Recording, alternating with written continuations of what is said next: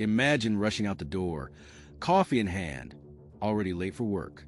Your heart's pounding, your boss's warning about punctuality ringing in your ears. You jump into your car, ready to peel out, only to find your neighbor's massive pickup truck blocking half your driveway. Again, you can't get out without pulling a ridiculous 15-point turn, your tires crunching on gravel, your knuckles white on the steering wheel. That was my life, every single morning, thanks to my neighbor Dave and his precious truck.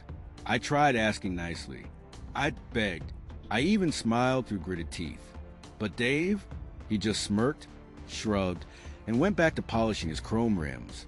Until one day, I snapped, not with yelling or fighting, but with a $50 sprinkler timer and a plan so petty, so perfect, it left Dave soaked, humiliated, and his truck parked where it belonged. Stick around for a story of revenge so satisfying, you'll be cheering by the end. If you ever had someone disrespect you, ignore your pleas, or make you feel like you don't matter, this one's for you. Smash that like button if you're ready for a tale of justice that'll make you grin from ear to ear. Subscribe, hit the bell, and let's dive into a Reddit classic about a neighbor who thought he could park wherever he wanted. Until my sprinklers taught him a lesson he'll never forget. Let me paint you a picture. I live in a quiet little suburb, the kind of place where kids ride bikes in the street, dogs bark lazily in the distance, and you wave at your neighbor's open mailbox. It's peaceful, or at least it was until Dave moved in next door. Dave's in his mid-40s, with a permanent scout and a pickup truck, so big it could probably tow a small planet.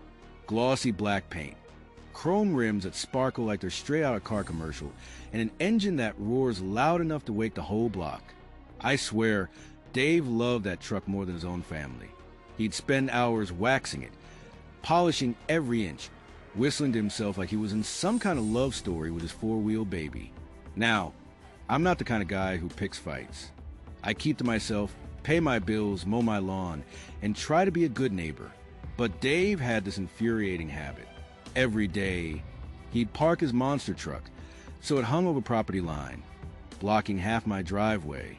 Not a lot, just enough to make pulling my sedan out feel like I was navigating an obstacle course. I'd inch forward, reverse, turn, curse under my breath, and repeat. My mornings became a sweaty, frustrating game of vehicular twister. My coffee would go cold in the cup holder, my jaw clenched so tight I could feel my pulse hammering in my temples. At first, I gave him the benefit of the doubt. Maybe he didn't realize how far over his truck was. So one sunny afternoon, I walked over to his yard. He was out there, as usual, wiping down his truck with cloth, the air thick with the smell of car wax. I forced a smile. "Hey, Dave, any chance you could park a little closer to your side? It's tough getting my car out." He barely looked up, just grunted. "Yeah, I'll see what I can do." Guess what? He did nothing. The truck stayed right where it was, taunting me every morning like a giant middle finger. Weeks turned into months, and I tried again. And again. Each time, I'd swallow my pride, walk over, and ask politely, "Dave, the truck's still blocking my driveway. Can you move it over?" His excuses got lazier every time. "Not enough room on my side," he'd mumble, even though his driveway could fit a semi-truck with room to spare. Or he'd say, "I'll move it later," then conveniently forget. One time, he actually laughed, a short, dismissive chuckle that made my blood boil. "You'll figure it out," he said, wiping down his side mirror like I was some annoying kid interrupting his sacred truck time. Have you ever had a neighbor like that? Someone who acts like the world revolves around them, and you're just supposed to deal with it? I started losing sleep over it. I'd lie in bed, staring at the ceiling, replaying Dave's smug grin in my head. I'd imagine confronting him, yelling, maybe even doing something crazy like keying his precious truck. But that's not me. I'm not a hothead. Still, the disrespect ate at me. It wasn't just about the driveway anymore. It was the way Dave made me feel small, like my time, my space, my life didn't matter. Like he could do whatever he wanted, and I'd just have to suck it up. Then came the day that pushed me over the edge. It was a Monday, and I was already running late for work. My boss had been breathing down my neck about being on time, and I could feel the stress building in my chest as I grabbed my keys and bolted for the door. I hopped into my car, ready to hit the road.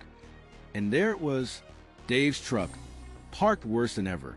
Its rear end jutting so far into my driveway I could barely open my car door. I sat there, gripping the steering wheel, my heart pounding like a drum.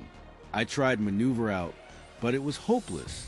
By the time I finally got free, I hit every red light on the way to work. When I walked into the office, my boss was waiting. "One more late day," she said, her voice like ice. "And you're getting written up?" I drove home that night, my stomach twisted in knots. I felt helpless, like Dave was winning some unspoken war, and I was just collateral damage. The anger burned, but so did the humiliation. I wasn't just mad at Dave, I was mad at myself for letting it go on this long, for thinking he'd change if I just asked nicely one more time. That's when I decided, no more Mr. Nice Guy. I wasn't going to beg. I wasn't going to argue. I was going to get even. I sat in my kitchen that night, a lukewarm coffee in hand, staring out the window at Dave's truck. It gleamed under the streetlight, mocking me with its perfect polish. My mind raced. I could report him to the city, but that felt slow and unsatisfying. I could slash his tires, but that was too far, too risky. No, I needed something clever. Something that would hit Dave right where it hurt, his obsession with that truck. That's when it hit me. Dave had a ritual. Every Saturday morning, without fail, he'd be out there at 7 a.m. washing his truck. Buckets of soapy water, a hose, a sponge. He'd spend hours scrubbing every inch, like he was prepping it for the car show of his dreams. And I had something he didn't. A sprinkler system I'd installed last summer to keep my lawn looking sharp. The kind with programmable timers. The kind that could be set to go off at, say, 7:15 a.m. on a Saturday. I grinned. The kind of grin you get when you know you've struck gold. My sprinklers weren't just for watering grass. They were about to become my secret weapon. The best part? They were positioned perfectly. If Dave parked his truck in that usual spot, the sprinklers would hit it dead on, spraying water right across his precious paint job. I could already picture it. Soap suds everywhere. Dave soaked the bone, his perfect wash ruined. The next day, I drove to the hardware store and dropped $50 on a new sprinkler timer. My hands were practically shaking with excitement. As I set it up, I tested the angles, adjusted the spray, and programmed it to go off at exactly 7:15 a.m. on Saturday. I stood in my yard, watching the sprinklers arc across the lawn, hitting the exact spot where Dave's truck would be. It was perfect. This wasn't just revenge, it was a masterpiece. Saturday morning came, and I was up before dawn, my stomach buzzing with nervous energy. I poured a coffee and stationed myself at the kitchen window, peeking through the blinds like a spy in a movie. Sure enough, there was Dave, right on schedule, in his cargo shorts and tank top, hosing down his truck. Water glistened on the hood, soap suds sliding down the sides. He was whistling, completely oblivious to what was about to happen. I checked my watch. 7:14 a.m. 1 minute to go. My heart was pounding so loud, I could hear it in my ears. I double-checked the timer, my fingers trembling with anticipation. The sprinklers were ready. I leaned against the counter, eyes locked on the scene, counting down the seconds. Pop, pop, pop. The sprinklers snapped to life. A wall of water shot across my lawn, arcing high and slamming into Dave's truck. The spray hit the driver's side door, then the hood, then the windshield, a relentless cascade that turned his soapy masterpiece into a foamy, chaotic mess. Dave froze, his hose dropping to the ground, water pooling at his feet. "What the heck?" he shouted, spinning around as the sprinklers kept going. He grabbed his hose, trying to rinse the soap off, but the sprinklers were too strong, blasting his truck with more water than he could handle. Suds mixed with dirt from my lawn, streaking down the sides of his precious truck.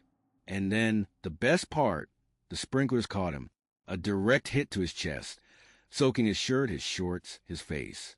He sputtered, wiping water from his eyes, looking like a soggy, angry puppy. I bit my lip to keep from laughing out loud. My kitchen window was my front row seat to the greatest show on earth. Dave scrambled to his truck, slipping on the wet grass, yelling words I won't repeat here. He jumped into the driver's seat, started the engine, and peeled out, moving the truck to the side of the property line. For the first time in months, my driveway was clear. I stood there, my coffee forgotten, my heart soaring. Dave's truck was parked where it belonged, not an inch over the line. His face was red, his hair plastered his head, water dripping from his chin. He glared at my house, probably suspecting I was behind it, but he couldn't prove a thing. The sprinklers? Just a malfunction. My plan had worked perfectly. I stepped outside, pretended to check my mailbox, and caught his eye. "Morning, Dave." I called, my voice dripping with fake cheer. He didn't respond, just shot me a look that could have started a fire. But I didn't care. For the first time in months, I felt in control, like I'd won. That afternoon, I checked my driveway. Clear. The next day, clear. A week later, still clear. Dave had learned his lesson. His truck hasn't crossed the line since. Watching him slip and slide in his own soapy mess was one of the most satisfying moments of my life. It wasn't just about the driveway. It was about standing up for myself, reclaiming my space, my peace. Every time I'd asked him to move his truck, I'd felt dismissed, like I didn't matter. But that Saturday, I felt like a genius. A petty, sprinkler-wielding genius. The $50 I spent on that timer, best money I ever spent. Every time I see Dave now, I catch a flicker of wariness in his eyes. He knows I'm not the pushover he thought I was. And that feeling, it's better than any apology he could have given me. Sometimes, justice doesn't come from a big fight or a legal battle. Sometimes, it's as simple as a well-timed sprinkler and a little creativity. Have you ever had a moment like that, where you took a stand, even in a small way, and it felt like you'd won a war?